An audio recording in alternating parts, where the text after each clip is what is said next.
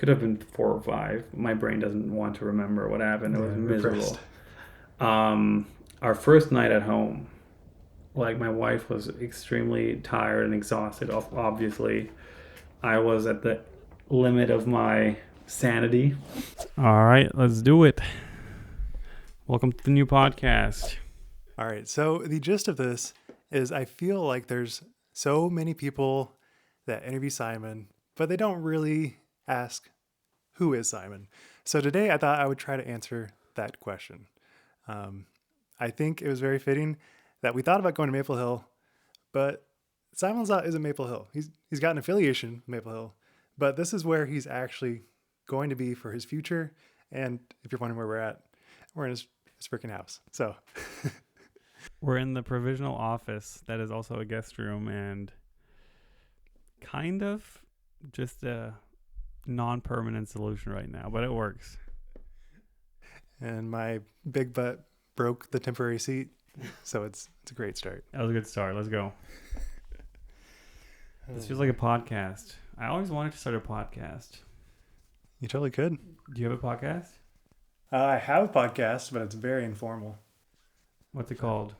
It's Between the OB Line. Wow. Yeah. So at what point do you feel like you could say to yourself, I've made it in disc golf? Oh. Well, that is a loaded question right to start. I guess, there's different ways to make it. There's a financial way to make it. And there's a success level to make it. And there's, I guess, the most important one is a happiness level of making it. And they're all different stages. When did you make it in disc golf? I don't know. I just remember back then when I first came to the US and starting the whole thing, it was winning a national tour. If you got one on that list, you made it. You're like one of the guys now. Is it nowadays equivalent with just winning a pro tour? Like once you've won a pro tour, you've kind of made it and you're established? Or is it kind of not like that anymore? I don't know.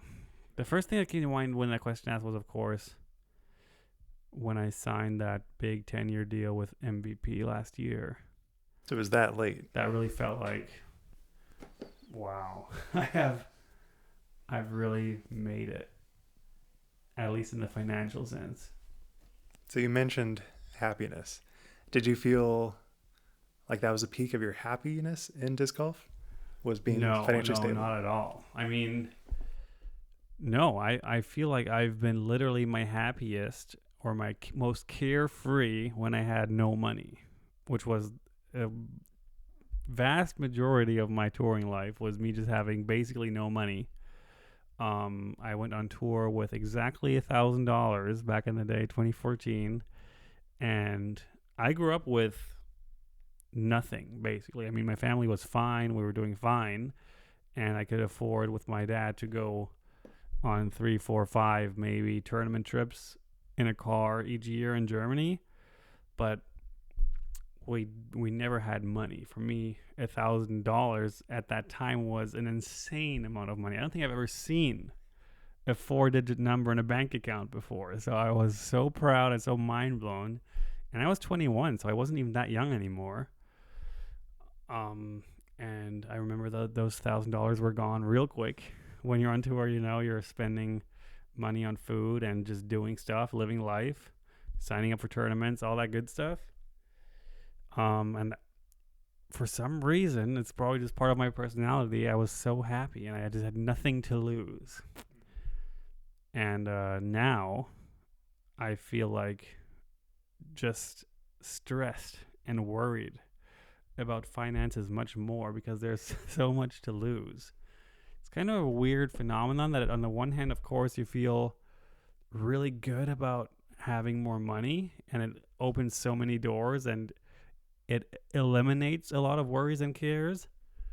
But at the same time, it adds also much higher stake worries and cares that you don't even think about when you don't even have to. know about them. So yeah, I feel like the best time I had was early 20s when I had basically no money and was kind of just surviving from week to week. That was the best time. Now it's more feels like more business and more stressful. Every decision matters, it feels like, which that's not my style. So would you feel like it might be an accurate statement to say, to be blatant, this might be your least happy moment in disc golf because you have so much to work with. You have to worry about family stuff. You have to worry about finances, making sure MVP gets enough love. There's different types of happiness. I really enjoyed that carefree happiness that I had. Now it's a different happiness. Now it's more a mature, more responsible happiness.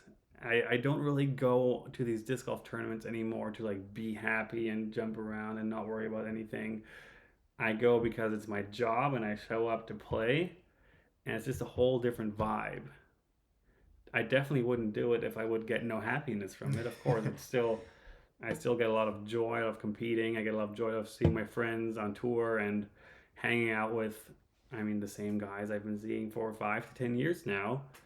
It's like a big family reunion almost every other week on tour. It's great. And traveling, of course, I am getting a bit tired of it, but it could be much worse. Let me put it like that. So Yeah. it's just one of those sacrifices you make happily, kind of. And you just kind of deal with it. And I'm in a position now that I could have only dreamed of my entire life, really, which I basically did. And now it's real. It's definitely, happiness has not left me. It's just a different style of happiness. It's been my observation that since you are, let's be pretty blunt here, you are the face of disc golf, that everybody wants, okay, you can deny it, but look at I can't handle like statements like that. Okay, from my perspective, my own words, not his, he is the face of disc golf. And I think what comes with that is a sense of everyone wants to be your friend, wants your time, wants you. Would you say that's accurate?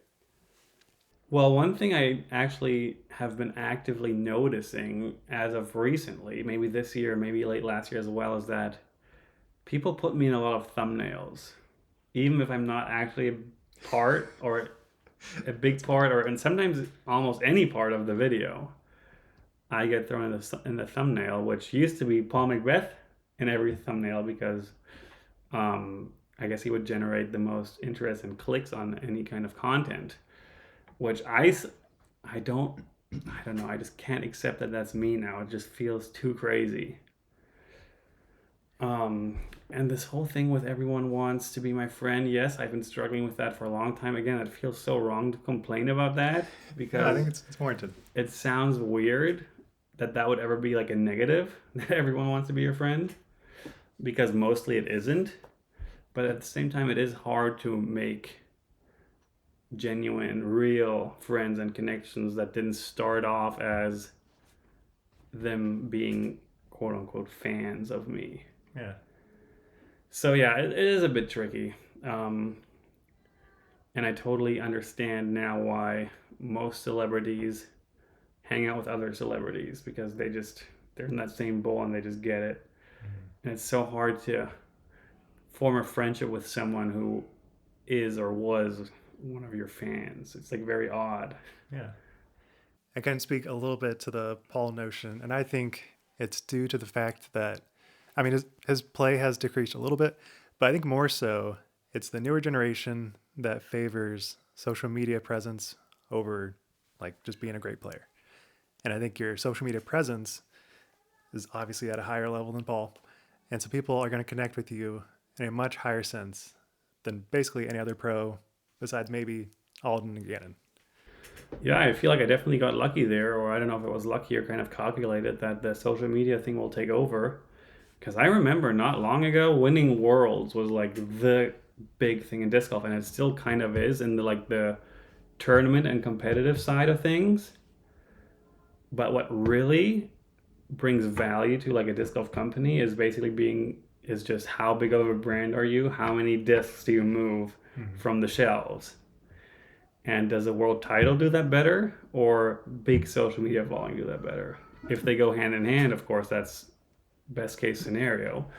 But we've had a handful of world champions in the last decade that don't have the biggest social media following. And I think social media is a bit bigger now than that world title. But no question, like 10 years ago, it was definitely that world title, and the performance on the course was just everything. But that's definitely changed. I definitely think Anthony Bedanza is a definite good reference point for that. He has probably sold more Infinite discs than some touring pros sponsored by Infinite. I don't know if that's a fair assertion, but that is my observation. And so I think it is definitely clear to me that there are so many other ways to sell disc golf merch than just being a good player. At least I think. Yeah, I mean, it's both. Of course, playing well really helps your cause. If you want to be a social media creator and liked by a lot of people, then good performances on the course is substantially helpful. I'll just say that. So I've been very fortunate to be on the top of some leaderboards, and I was on a lot of lead cards back in the day to kind of build my brand. And then when I started the social media thing, like, the disc golf scene already knew who I was. So I had a lot of advantages in both senses. I've looked at your wins and they feel very scattered. Obviously, your most recent years have been like far and away your best years. Do you still feel like you're not going to be complete until you get a major? Yeah, I mean, it's the one thing that, of course, I want to be taken seriously as a competitor as well. And I think most people out there would agree that I'm already being taken seriously because of the amount of wins I've had in the last 2 years. And every season I won 1 or 2 pretty important tournaments. I think maybe 1 or 2 seasons I had where I didn't really win anything that was notable.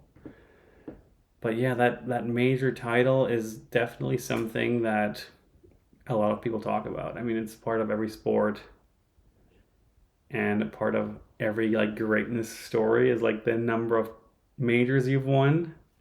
And if that number is 0, then how seriously as a competitor are people going to take you like down the road? Like, looking back at the legacy, which is obviously a big part of what you want to leave behind. It would be nice to get that. Also, not many Europeans have won major titles, at least in the MPO division. Yeah, besides KT. So yeah, it would be great. I wouldn't say it like defines me or it's something that I can't live without. Yeah. I think this might sound a bit weird, but I think if it was something I couldn't live without, I would have probably already done it. Yeah. But it just never was my drive. Yeah. To be the greatest and best and most consistent disc golfer in the world. For some reason, and I've asked myself this question so many times over the years, like, why don't I have that drive? And I've been trying to explain it, but it's just not me. I just don't have that drive or that willpower to want to be the best. I'm very competitive, and of course I want to go out there and play well. But like, some of these guys go out there and all they care about is winning. Like, literally their mindset is, if I don't win, I failed. Yeah. And I gotta get better and go out there again and try harder. Like, that was never my style in anything. Anything I did, I was never there to win. I'm there to do a good job, and I always like to say that my job is to make disc golf look fun and entertaining. Mm-hmm. I don't want to be out there being a frisbee throwing robot. But you have significantly increased your average finish when you do play a little bit more conservative. Yeah, I've talked about this in many podcasts and interviews. Like, I think my elbow injury, it's definitely not the only reason, but I think it's a big factor of why I started playing, or it's not playing better, more like scoring better. I've always had the game, and I always knew kind of what to do at what time, but this just playfulness and this kind of childish being in me just had to do the crazy shots, the show off shots, the crowd pleasing moments. Like that's what drove me. That's what got me excited. And my elbow basically eliminated that almost completely. Like I can't go out there and throw crazy angles or crazy hard shots over and over again. Like I have to throw more controlled and just slow everything down a bit. And obviously on the courses we play with tight OB lines and just tricky disc golf courses, that'll make my scores a bit better. Yeah. And where I was already with doing crazy stuff, a bit better was basically all I needed. I want to pivot because I said this isn't just going to be disc golf. So I can hear, you probably can't hear this on the microphone, but I can hear Emmett. And I was just thinking, so to me, I feel like your future is always going to involve disc golf. But I wanted to hear more so how you feel about the future in life and like what your plans are. Is it going to be maybe 10 events a year and then the rest is quality family time with Emmett and future kid? Well, how far in the future are you talking? Like 10 years, 20 years from now? Okay, well, 10 years, I would suspect you drop off a hard amount. Let's say 6 to 7. Okay, so I'm 31 now. I'm doing my 11th season.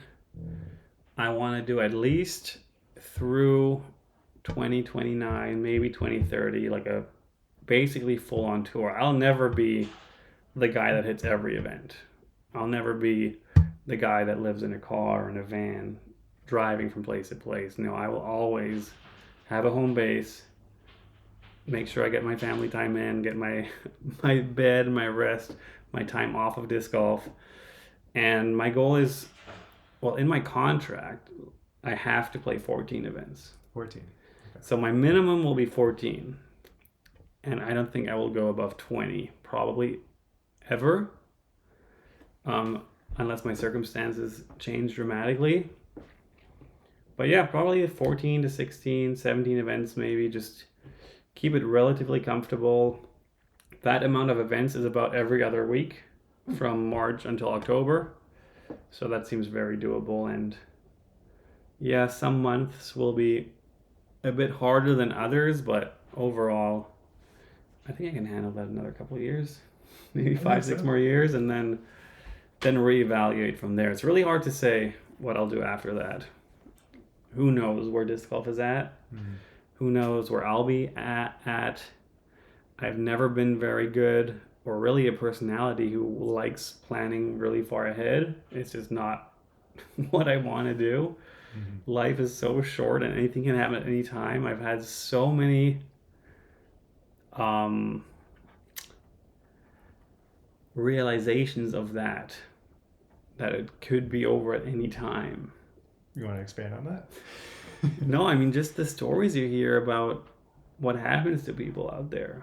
Like anything can happen at any time. You never know when it's over. You never know when there's a crazy life change because of who knows what happens, a big accident or disease or what happens in the world right now. It just seems like so random and so crazy that I don't know. I don't want to waste all my energy about thinking too much about what I'll be doing in 10 years.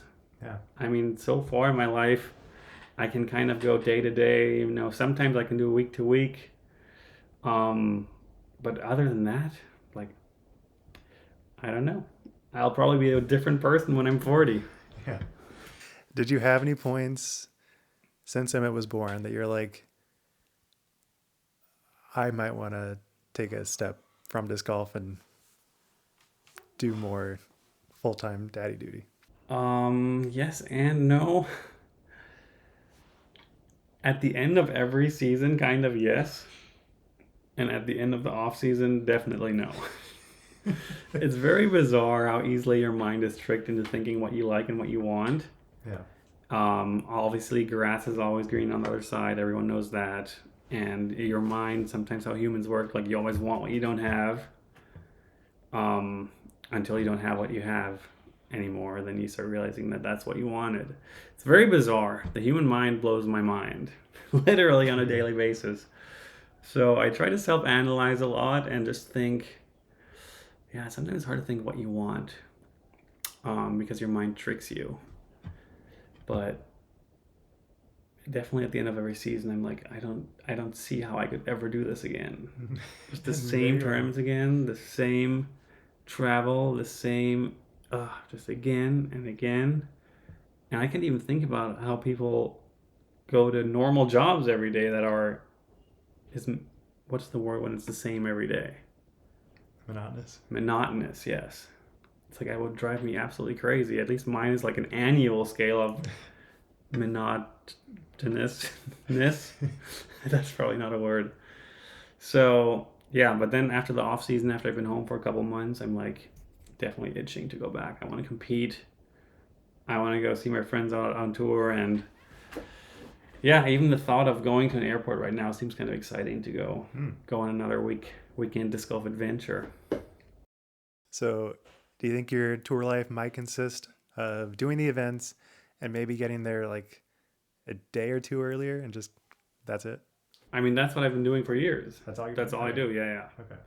A lot of people that are driving, obviously, the road is their home. They're traveling with everything they own, or most things they own, and their bed and everything. So they have nowhere to be, really. Of course, sometimes they like to do some outside of disc golf adventures and explore other parts of the country they haven't been to, or national parks, whatever.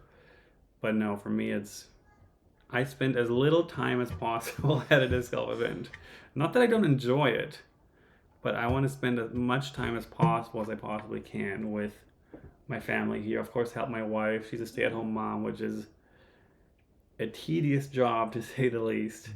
We're gonna have a second child in May, which I don't know how we're gonna manage that. Um, Seems impossible right now, but lots of people have done it before us, so I think it's possible. But yeah, we'll see. It's gonna be crazy. Do you ever think there could be a Lizotte family van life? I've had the thought every now and then, but I know myself finally well enough where I know if I feel like that's something I would want to do, I know too well that after a handful of weeks, I would be like, screw this. I'm out. I want to go home right now. Yeah. It sounds like a great time, but then when you actually do it, not my style. Yeah. And you wouldn't have your family support system.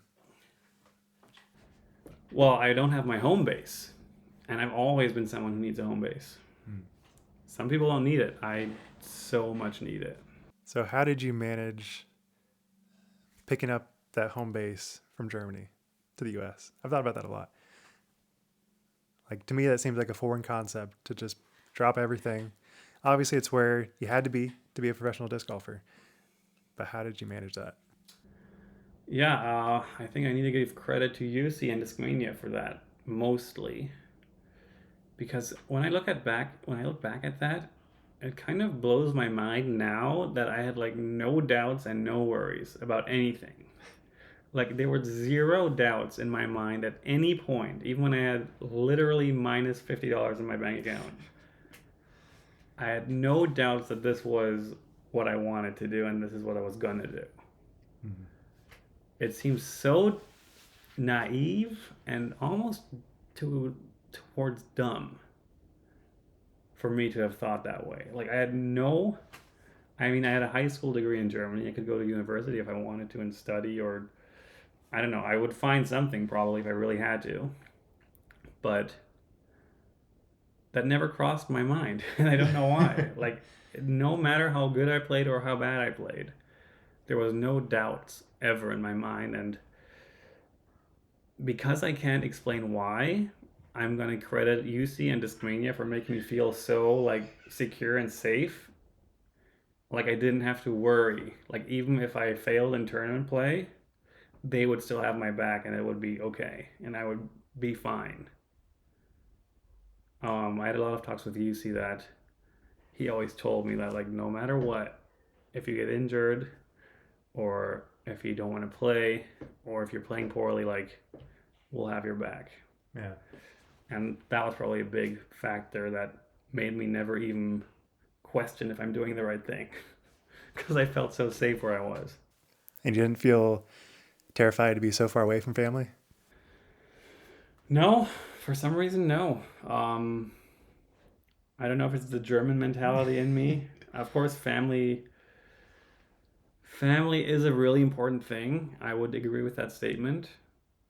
I might even put it over everything else. But for some reason, it like didn't bother me to leave. Mm. I always just felt like this is what I'm gonna do. This is what I want to do.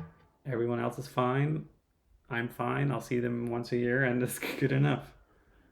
Fair For enough. some reason, I don't know. I don't know. I have a good connection to my whole family, and I don't know why it doesn't bother me.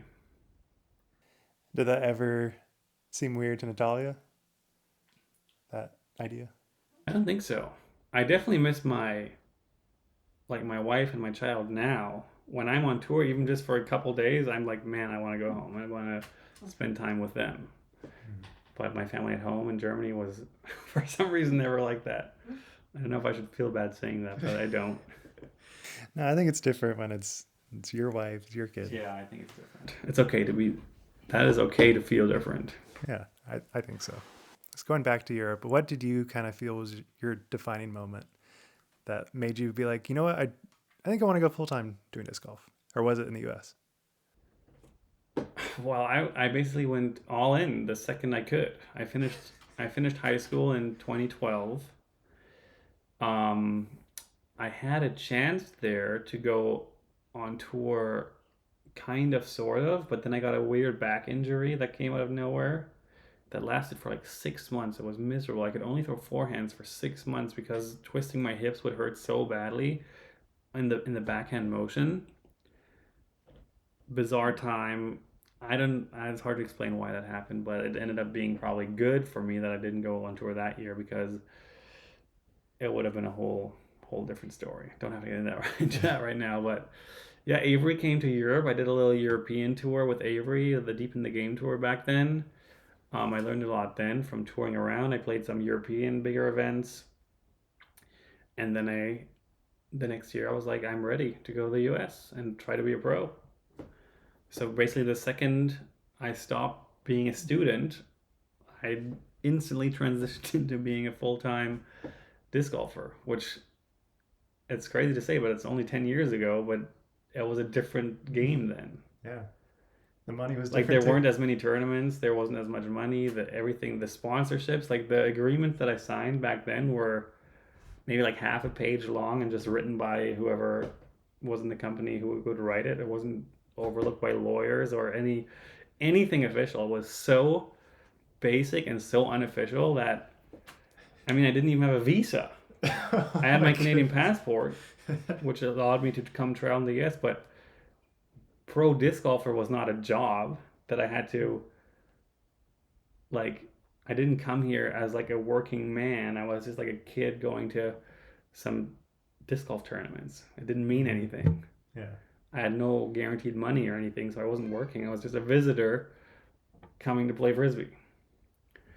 So yeah, it was a different time. It was a very different time, and um, yeah, I never really felt like a pro athlete either. I was just the German boy running around liking to throw frisbees way too hard and way too high. That was me.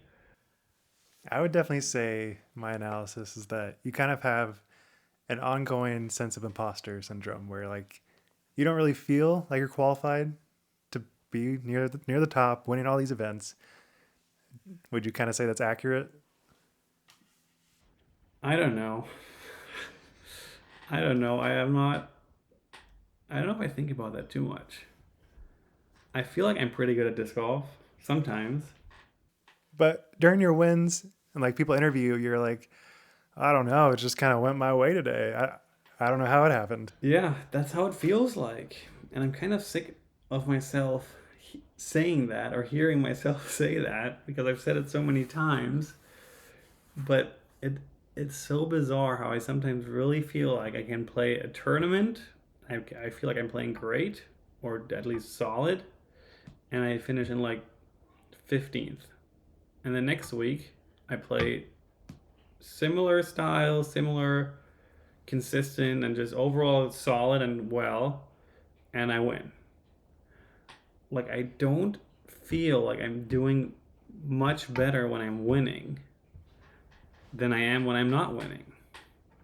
It's Yeah. just the one little roll away or spit out or tree kick or whatever happens on these courses is so sometimes feels so random and so crazy that sometimes I just feel like it's out of our hand and out of our control. I mean, in disc golf, technically, literally, it is out of our hand and stuff just happens. And after so many years and after so many rounds and everything I've seen out there, man, it feels just unpredictable sometimes. And yeah, so when I'm winning, I'm just like, I don't know how. I feel like the disc golf god wanted me to win. That's why I'm here right now. And not to go back to course design because I feel like it's been talked to death, but do you feel like that's maybe a symptom of course design that promotes more fluky disc golf?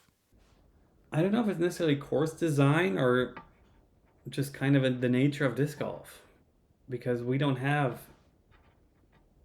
manicured perfect fairways or perfect greens. Like, imagine golf had random roots on the green and your ball would land and there's a chance it shoots 50 yards off the green, but if it lands an inch further right, it just sticks right there. Like, that just doesn't happen in golf because they spend millions over millions of dollars to play on this perfectly manicured carpet. And of course, if disc golf was that way, it would be much more consistent and controllable on what happens to your throws. Even though a disc and a ball obviously act in very different ways when they hit the ground. But no, that flukiness factor is just a part of disc golf. Like a little twig, if you nick that twig and it just throws you offline, or if you just go over the twig, like, there's just so many things where like every quarter of an inch can make such a big difference to the result. It can drive you crazy, but at the same time, it also is just like, it kind of just feels like it's out of your hand a bit, and then like, why care? If there's nothing you can do about it, then like, why worry? I think a sense of apathy is what you need to be a pro disc golfer because it's just so random sometimes. I mean, yeah, some players lose their minds out there. I've definitely lost my mind multiple times on these courses. I mean, just last year, I had a situation where I lost my mind, even though I'm a bit embarrassed to look back at it. 17.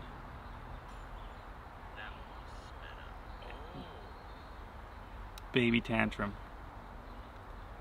Yeah, I was surprised. But sometimes, yeah, these random factors. I think I just had a spit out, which, I mean, it happens all the time, but I was just like so fed up. And instead of taking my lie and just dropping it in, I re-putted and took an extra stroke, which was really stupid. And I hope I never do that again. You still have a long career ahead of you. What would you say is not necessarily I mean, you've won events, but what would you say is the event that you felt you were the strongest player you've ever played? Hope that makes sense. Wow. The strongest play. So, like, even though you've won MVP, I don't think you'd classify that as your best performance. Yeah, all my wins were like so imperfect. Like, let's go back to the last 6. OTB Open is probably the answer I'm going to end up giving, if not Portland Open. But Portland Open I should have lost. Garrett Gerthy beat me and just made a uncharacteristic mistake on the last hole, which is why I won. Of course, being in that position is already great. But, and after that, Des Moines, I mean, I won in a 4-hole playoff, which was insane. I caught up to like a 4-stroke deficit with 4 holes to go or 5 holes to go, which was also insane. Maple Hill, I won from the chase card, which was insane. Also, like, I shouldn't have. And I think the first round I shot 2 over. Not good. And then last year, Music City Open, won from chase card with 8 birdies in the row in the last 8 holes. Not even in contention anymore. And suddenly I'm there winning. How? And then D-Glow. My first 2 rounds I played were not that good. They were fine. But my last 2 rounds were the ones that really propelled me forward. I think I averaged like 1075 or something the last 2 rounds alone. So yeah, I would say OTB Open. That was kind of the tournament that from T1 to tapping out on the last hole, I was like there, never out of it, and kind of the guy to beat. Yeah. Do you feel like now with parity being so insanely competitive that those tournaments that like could be a coin flip are going to become less and less frequent? Probably, yeah, because there's more guys out there to beat. I think we'll see much more randomness on those leaderboards in the top 5. You'll see the same names over and over again, but there's going to be a lot of new names. Mm-hmm. And yeah, I'm not sure we're going to see that many surprise wins anymore. Like from Chase Card. I feel like I'm talking myself into a corner here. I was like, I think the exact opposite, but I'm intrigued. No, please bring it. Tell me the opposite. I like to hear it. I could have just totally misspoken. So my belief is that the strokes are getting so razor thin that third card, any chance, could win a tournament. Because last round. Yeah. I mean, kind of like golf, where the leaderboard is so close together, and that someone who is in like 15th with 1 round to go still has a decent chance to win. Yeah. You're probably right. I don't know what I'm talking about. So that's why I think live is... Let's edit this whole part out. But that's why I think live is just catapulting. Because as of right now, my perspective, not his, I think Jomez does not have the same appeal. Because now we have 16 players in contention in some events. So it's just not the same equation. Yeah, I'm very intrigued to see how Jomez pivots. They have to. I don't know if they have to yet, but they're going to have to at some point. Yeah, they do have like chase card check-ins, so they still have a lot of more views than live, lots more. So they're still in a good position, I think. Yeah, and according to Ultiworld, the majority of new fans are not watching live. They're primarily doing Jomez and post-produced. I mean, it's so much easier to watch. I mean, the Jomez basically feels like a recap of the live. Yeah. Obviously, it's a long format recap. But no, I see it. I'm a big fan of darts. And sometimes if I don't have time to watch like the 2 to 3 hour tournament day, I'll go to YouTube and watch the 10 to 15 minute recap of the matches. And I get almost just as much joy out of that. Yeah. I eat a quick snack and put on darts. Yeah. I can totally see why post or any kind of highlight format would just definitely be sticking around and keep being successful. Yeah. It's just tough because, especially nowadays, there are a million different ways to find out about the results. So like it used to be like I would watch Jomez miss live and I wouldn't even know who won at all. And nowadays, the instant the person gets the final putt, who wins. Oh, I'm a live guy. I like watching live, at least when it comes to disc golf, but also that's, I think, mainly because I'm like so involved with it that I know everyone and I just enjoy. It's also like great because you can do whatever you want kind of at the same time. You can scroll on your phone, or you can prepare food, or you can play a puzzle with your kid and have disc golf on, and you'll notice when something important is happening, so you can then watch, but it's not like it's important the entire time, which is nice. Yeah.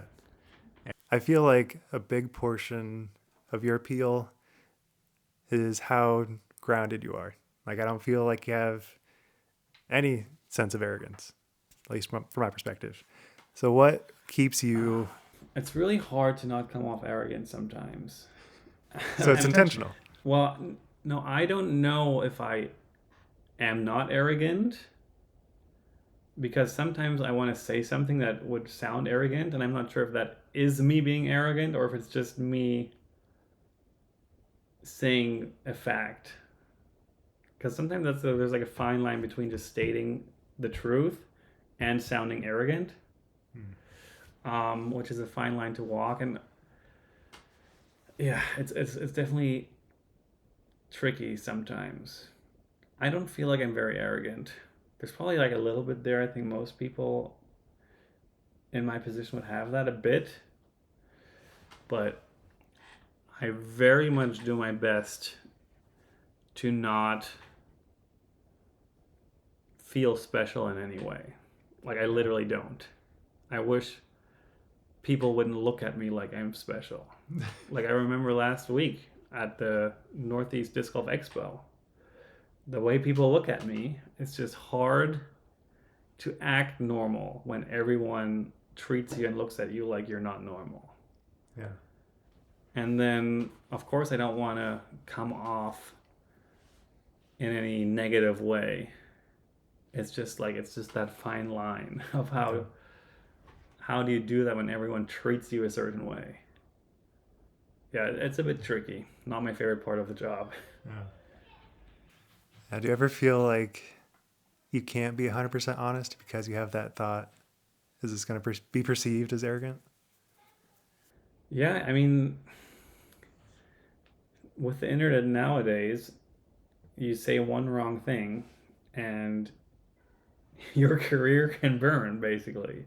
Yeah. It's a very strange world we live in. So yeah, I feel like I have to be careful with what I say.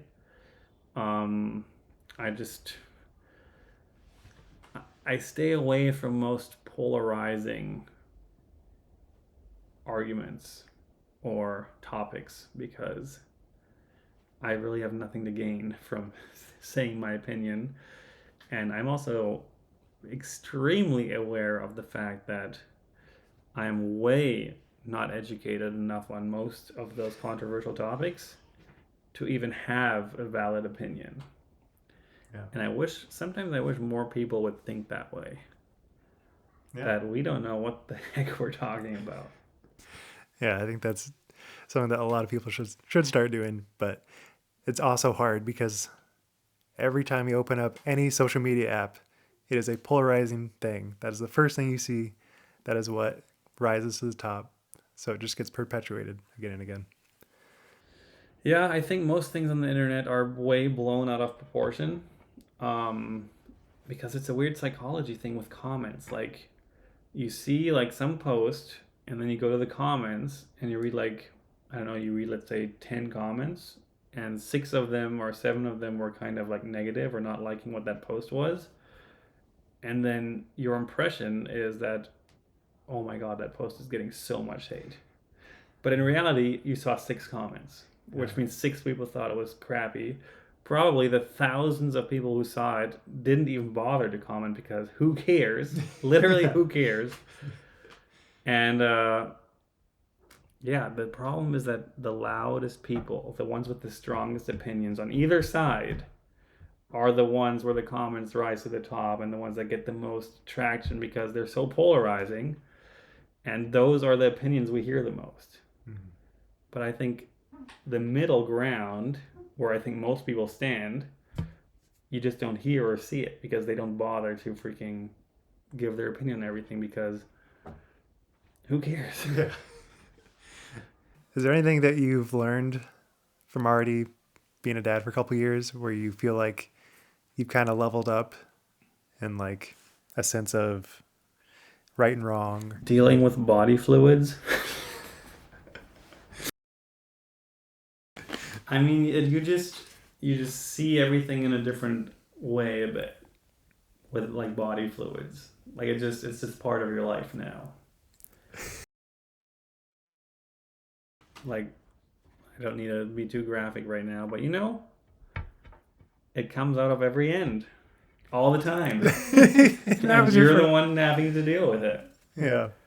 It's pretty mind-blowing. It just changes your whole stance on it. I mean, if you have pets, you kind of know a little bit. Yeah. But it's next level. It's some next level stuff. Did not expect that to be your answer. I like it. On a more serious note, I am surprised on how hard it is for me to be responsible for another human. Like, sometimes before pre-kid, I was like proud when I knew what I was gonna have for breakfast, when I made myself breakfast, ate my breakfast, brushed my teeth, took a shower, like all those steps you do every day, like everything feels like kind of a weird accomplishment and like a chore.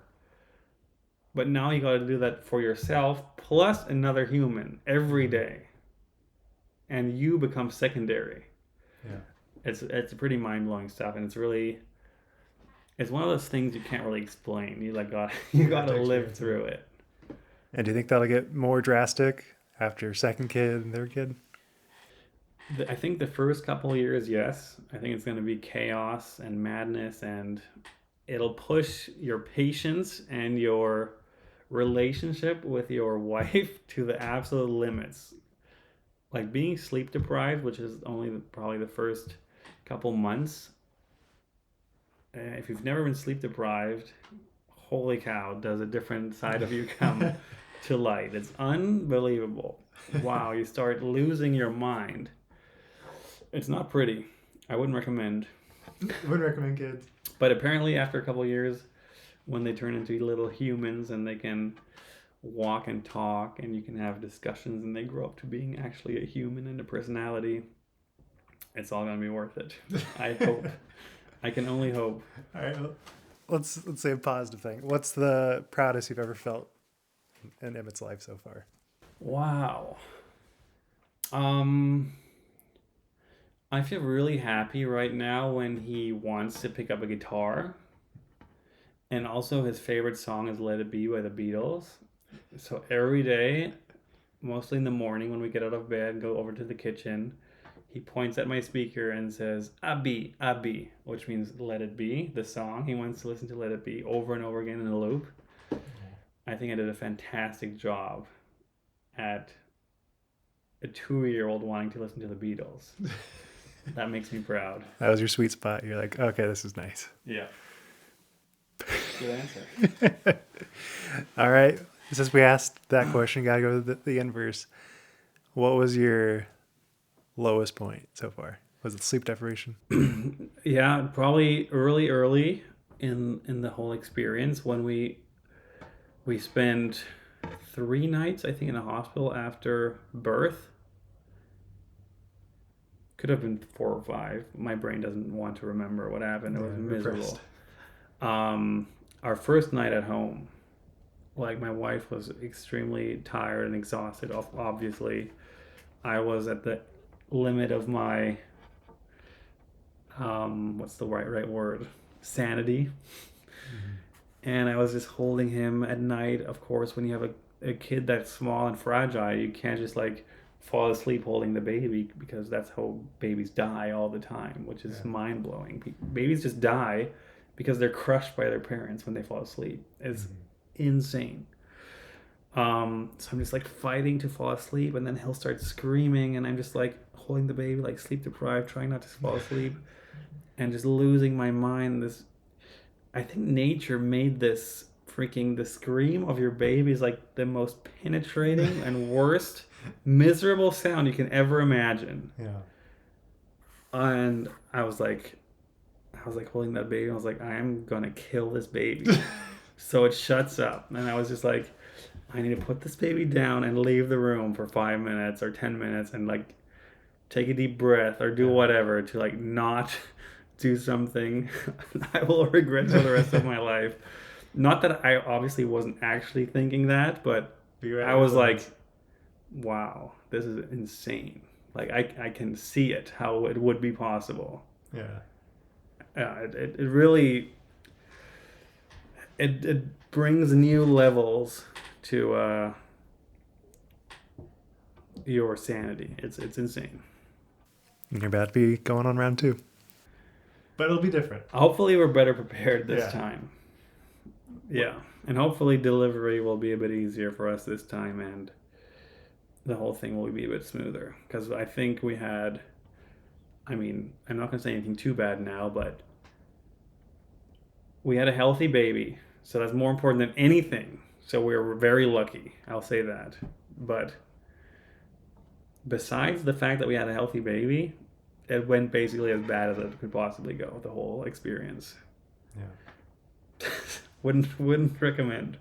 All right. So, how does it feel with your signing with MVP now that some time has passed? Eagles joined, and obviously you've had probably what I feel is the most success of any player to any manufacturer.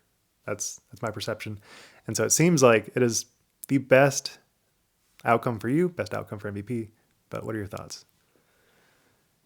It's been amazing. I don't think I could have ever imagined or asked for a better outcome.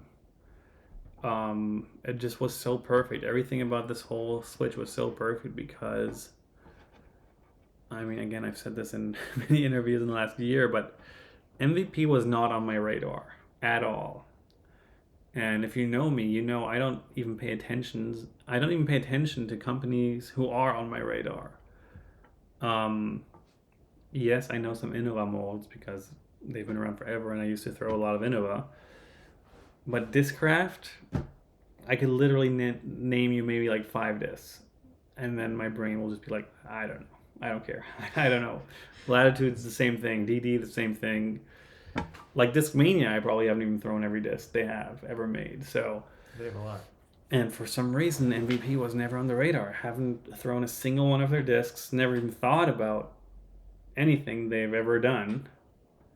So I had a completely blank slate to start, which was just perfect. And then the more I started thinking about it, I was like, wow, this like, for some reason it feels right. And I feel like, man, I really want to do this.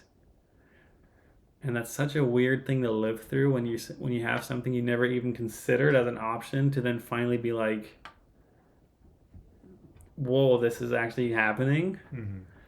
It was pretty wild. And then testing the discs at first, I was like, man, these discs are awesome. Yeah. I can't wait to throw these in competition. And then having success basically immediately on the Pro Tour with them has been awesome. Seeing podcasts and disc golf media talk about them a lot, and basically of how positive of an impact I had on the company has been amazing. I mean, it's been more than I could have ever hoped for. And now the Eagle thing, I mean, I never again thought this was going to happen. Even when we started talks that it might happen, I still didn't think it was going to happen because it was just seemed surreal and not for some reason it didn't seem logical that this would happen. Still can't believe it.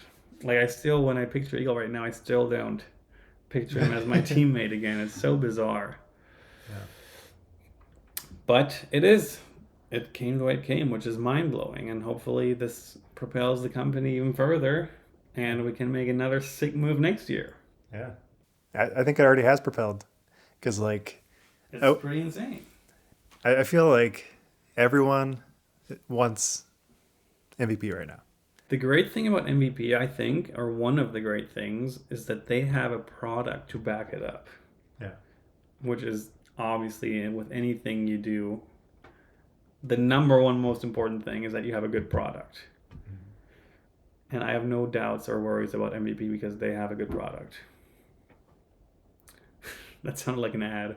It is an ad. But, like, I feel this is just such a rare move where everyone wins. There's no, like, negatives. There's no drama. It's just everyone's pretty stoked. I mean, you could say Discmania might be a little bit bummed, but they also got some major moves. Yeah, Discmania was, of course, bummed because we had such a good thing going. I felt terrible leaving them because, I mean, I've been a part of them for so long. I feel like I helped build that brand so much. They helped me so much. You know, I in the beginning of this, I talked how comfortable they made me feel for all these years where disc golf wasn't really a career. Yeah. And I wasn't out there winning every weekend or anything. So, yeah, it really felt like I'm leaving my family and the huge support system, and I'm kind of leaving them hanging potentially. I obviously know they're strong and good enough to survive without me. I would be insane to not realize that. But yeah, of course they didn't want me to leave, and they didn't want Eagle to leave. I think they will be just fine. I think so too. I think they have a new great crew. When I heard them having talks with Gannon Buhr I was literally just hoping so badly that they would pull it off. I was like, please, I don't want Discmania to crumble, or crumble is even too strong of a word. To like, I don't want Discmania to have any negative impact of me leaving or Eagle leaving. Yeah. I mean, it might be not possible to eliminate that completely, but man, was I happy when I got confirmation that they got Gannon and Alden, and who knows who they can pick up in the future. Yeah, and I just hope Discmania does well forever. That is a big hope of mine.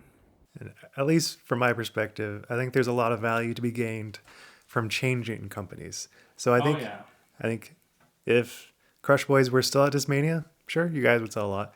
But I think the value from you changing and from them getting new players is still immensely high for them.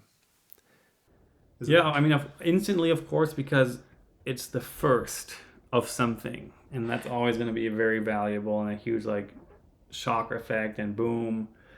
In my case, of course, with my YouTube following and my Instagram and my position in the sport, it put a lot of eyes on a company that has not had that many eyes on them. Of course, they had the greatest shot in disc golf history. That was a huge catapult for them. That was a big, big wave. And then I would say my wave was maybe a bit underneath that one. And we'll see where Eagle's wave ends up. Yeah, I think no shade to Eagle. I think his wave will be a little bit smaller, but I think that is just inevitable with MVP's growth. It can not just like continue to explode. It has to level out a little bit. At least my thought. Yeah, I like the slogan "Making Waves." With MVP, Paul's slogan on Discraft was "Making Moves," and MVP is literally making waves with the wave. It's kind of a stupid pun, but I like it. It works. Do you think the amount that you perceived to feel burnout has decreased since the switch? 100% yes. Because I also play less now. I'm getting a bit older, my elbow thing, and then of course my family is a big factor. So I think even if I was still playing with Discmania, I would feel less and less burnout because I'm just playing less and less events, less travel, less practice and all that. Less throws in general. But this new thing and this new era now definitely has a crazy new wave. Really Stupid word. Of excitement and something fresh and just new. Like, I don't think I've thrown half the moles MVB makes yet. It's crazy. So, yeah, it is crazy. And they send me new stuff all the time, and there's so many plans for the future, and I'm just really, really looking forward to going out. Like, we played earlier today. That was my first round in like 3 weeks, and before that, I didn't play for like 5 weeks. Well, which I think it's great that I can just do that. And then it keeps it like fresh and interesting, and we're going to go play tomorrow morning again, and I'm already looking forward to throwing these discs again. And it's definitely a bit more at least, than I would be looking forward to throwing my FDs and PDs and MD3s. It is, something new, and they're making new stuff all the time, so I have pretty high hopes that this will feel fresh for at least, I would give it at least 5 years. I know you said you don't like to zoom out and kind of plan, but how stoked would you be if Emmett did show up on the Pro Tour? How stoked would I be? Yeah. Or would you be like, honestly, dude, maybe pursue some other stuff? No, I made him to be my pool buddy. I want him to be good at pool and good at darts. That's what I mainly care about. If he loves disc golf, which I am just going to assume that he will like disc golf, because what's there not to like? If you can go out with your dad, go on hikes and throw discs at stuff, that's amazing. That's awesome. Like the coolest thing you can go do. I will be the least pushy dad in any direction of all time, as long as he plays darts and pool. That's the main thing. I want someone that beats me at pool in my house. That's why he's alive. That sounds terrible. I'm pretty sure I know the answer is yes, but with becoming like a dad, becoming MVP sponsor, do you feel like your overall drive has changed? Like as a human, not even just disc golf. Do you feel like your personal drive has changed? Not really. I've been thinking about this a bit because there's this common statements that parents make that having a child like changed their whole life and changed their drive and gave them like a whole new motivation and everything. And I've been kind of maybe a bit lying to myself that I felt that too. I don't want to feel like I have no feelings right now, but for some reason with me it didn't really do that. I feel like I already had a drive and a purpose before my kid. Yeah. And he's just like an added one now. But also he's like still so small and young that he doesn't really feel too much to me like my son. I mean, obviously I came out wrong. No, I think that's... I'm trying to make sense here and it's hard to me. It's language barrier. No, he obviously feels like my son, but he doesn't really feel like a real human. Not in a literal way, but in like an abstract way. It's hard to explain if you don't have kids. But yeah, back to your question. I don't really feel like it changed much for me. It's just a constant chore when I'm home. That hopefully will be worth it. And who knows how many years. And I love him so much. Yeah. I would not trade him for anything, obviously. But this stereotypical feeling of it is like it like changed my life in like a fundamental way. I don't know. I didn't really get that, at least yet. Maybe my daughter will do it to me. A lot of dads also say like once you have a daughter, they change you. So I'm looking forward to that. You know, everyone's different and you go through life with different experiences and everyone has different thoughts on everything. And maybe when you have your kid, you'll be like holding him or her and everything will change. But also maybe not.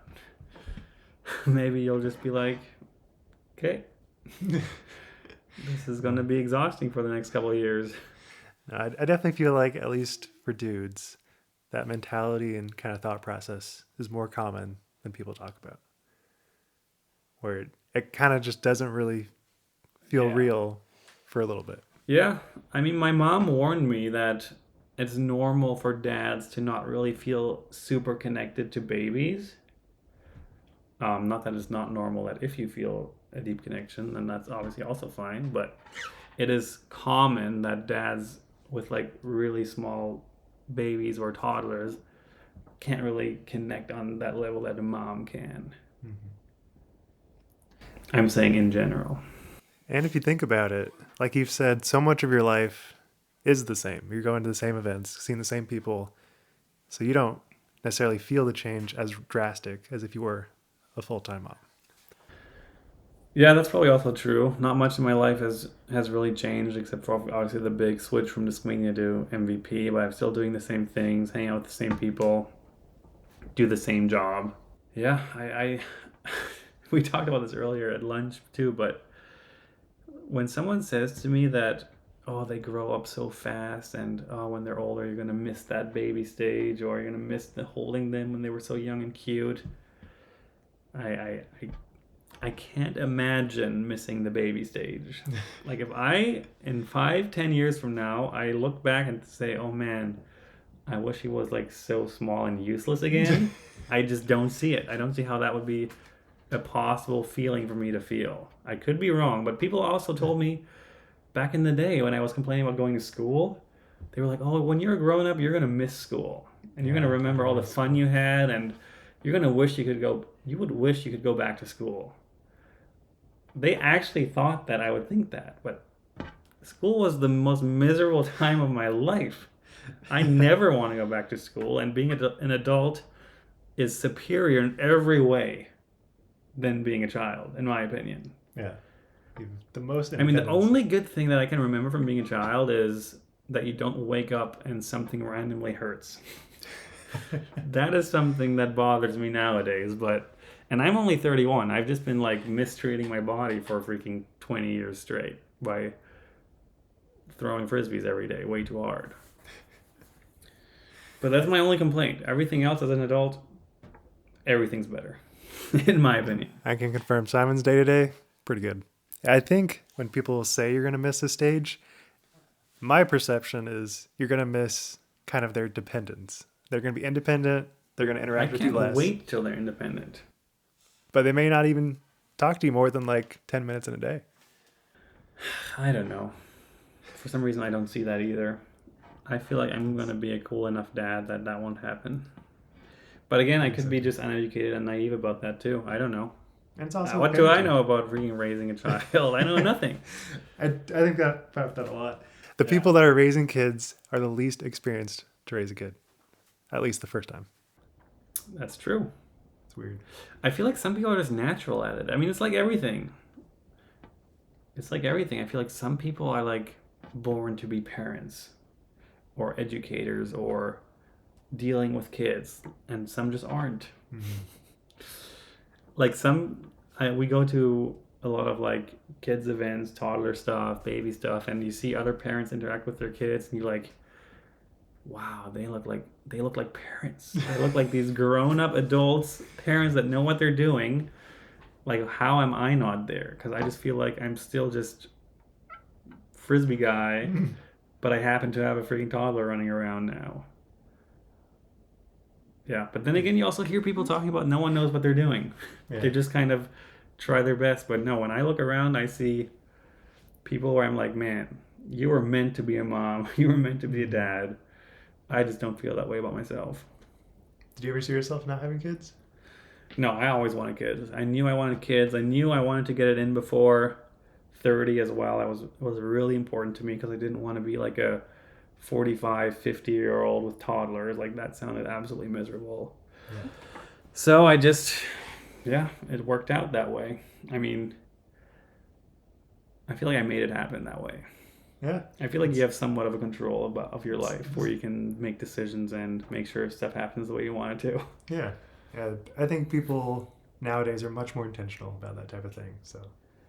Yeah, I heard that because I always thought that overpopulation is a big problem the world has. But according to some podcasts I've been listening to about like smart people who like study that kind of stuff, say that a big threat to humanity is underpopulation in the next coming years. Because people aren't having kids like they used to.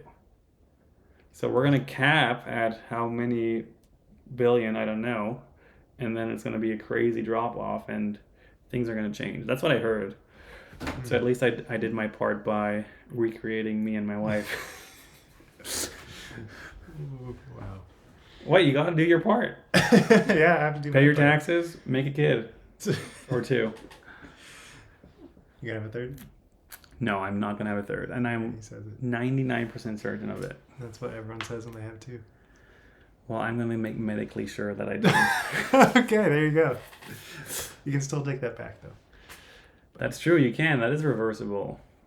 But no, I don't really feel like a dad. Mm-hmm. Obviously, I am a dad and I do everything I have to do. But I don't feel like that's my purpose in life. I don't want to sound like I have no soul. No, knowing you, I would be shocked if you said your purpose in life is to be a dad. Yeah, but some people say that. Yeah. I can't see it. Yeah, different styles. I think we're coming to a close. I really appreciate your time. Cool. This has been awesome. Hour and 15. We did it. Yeah. Wow. So with that, Wild Runs signing out. Yeah. Peace.